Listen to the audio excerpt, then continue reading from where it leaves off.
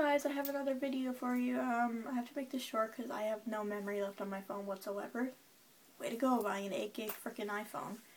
I was actually watching videos on YouTube about kids who took their life at a young age due to depression, bullying, that kind of thing, and I thought I would share my story. I'm going to do it in the quickest way possible. Might skim over some things, but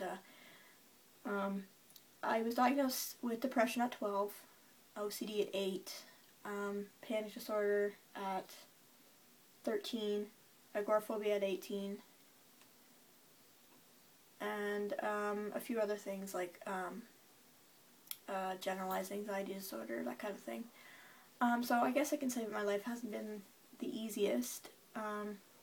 I mean, depression is not a fun thing to go through or have to experience, and I would never wish it on anybody. Same as panic disorder, because panic attacks are the worst, and I would never wish panic attacks on my worst enemy ever, because they're the worst and they're horrible. I have attempted suicide 3 times in my life.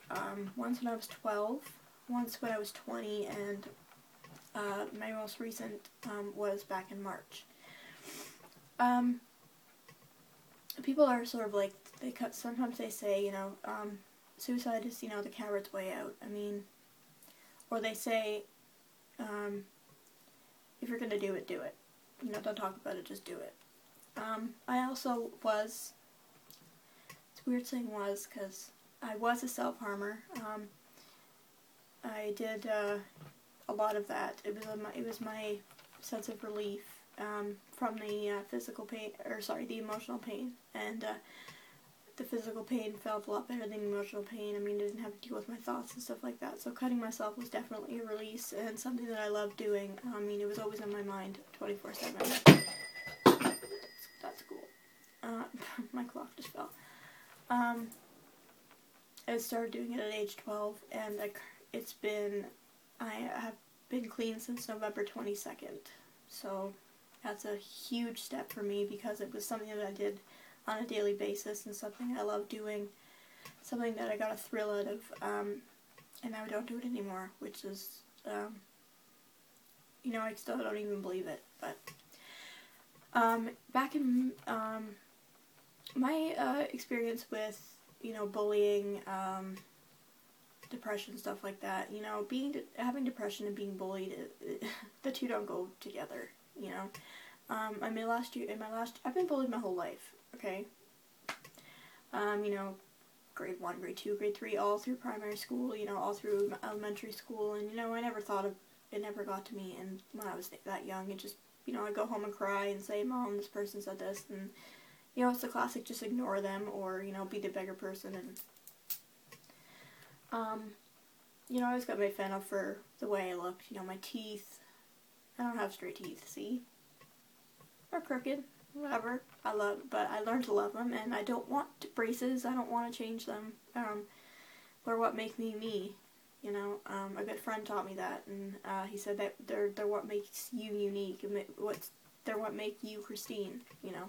I've had the opportunity to get braces. I could go get them fucking next month if I wanted to, you know? But I don't want to, because I love my teeth, you know? I do. They make me me. Anyway,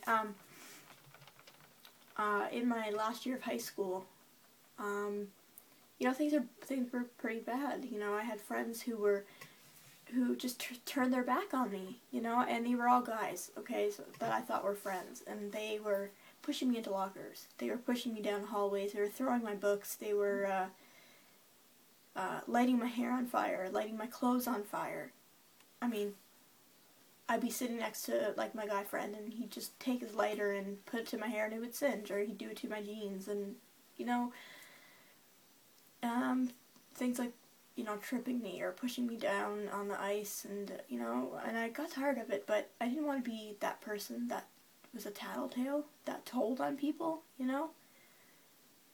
So I just went to school, and I dealt with it every day for 2 months, and I guess I got tired of it because it came to the day where I got this big chunk of ice thrown at me, and it left a pretty big gash on my neck. And I came home, my mom saw it, and, you know, she's like, "Where'd you get that from?" You know. And I spilled.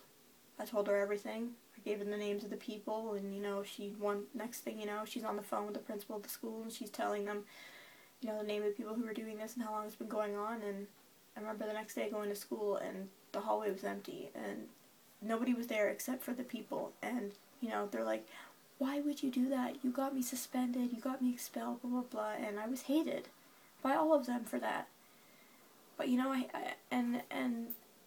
just couldn't handle it anymore. I couldn't handle going to school and dragging myself to class and knowing that when I left class, went to my locker, that I was going to get tortured and physically abused again. I couldn't do it. I couldn't go through 8 hours a day of that. I just couldn't. And, you know, they could call me a tattletale all they want. I couldn't deal with it anymore. After that, I mean, I tried to stick it out. I tried going to school every day, and, you know, I wouldn't even bother with, like, doing my hair or, you know, getting dressed nice. I'd just go to school, go to class, try to stick it out, and I couldn't anymore. So my mom took me out of school. I was 17. It was April. I didn't see graduation. I didn't see prom. I didn't see all the things that I wanted to see happening with me. You know, everyone always dreams of going to prom, you know, or going to graduation and wearing that hat and saying you did it, you know, giving the diploma, and didn't happen for me. I still look back at it every day, and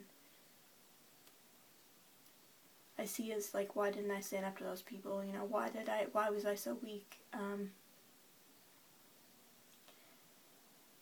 It's sad, because every June when, you know, that new group of high school students graduates, and I usually take myself off Facebook or whatever, something like that, because I don't want to see, you know, all in their pretty dresses with their dates and their corsages and their parents crying and stuff like that, because I never got to experience that. You know, when I see it, it upsets me. I still get emotional about it all the time, but I try not to beat myself up about it, because the past is in the past. And this coming September, I'm going to try and do some online stuff to get the last 3 credits that I need. But yeah, my experience with suicide, as I said, my first attempt, I was 12. To be honest with you, I don't remember much. I just remember going to the hospital and the crisis counselor saying, "Do you want to kill yourself?" blah, blah, blah, and then I remember going home. That's all I remember. My second, I was 20, and my depression was just really bad. I mean, and I wasn't telling anybody about it, like I wasn't venting to anybody or saying anything, and I just remember being in the car with my dad, and I left the car, and I went to go walk on the street, and I was about to walk into oncoming traffic. Because I thought, you know what, if a car hit me, I wouldn't have to deal with depression, I wouldn't have to deal with panic attacks, I wouldn't have to deal with, you know, people telling me that I was crazy, or people telling me that I was psycho, you know. And that's when I went to the hospital, admitted to the ER, you know, was there till 2 in the morning, I think. And they were skeptical about keeping me overnight, like if I was gonna, you know, hurt myself or anything. But no, I said I was fine, and I said I was okay, and I went home. But this most recent one, in March, I've been suffering for a long time up until then, but I was keeping it all inside. And I'll tell you in the next video how that went, because I can only have a certain amount of time. But I will tell you the most scary and just downright terrifying moment of my life, and the months that followed. So watch the next video for part 2.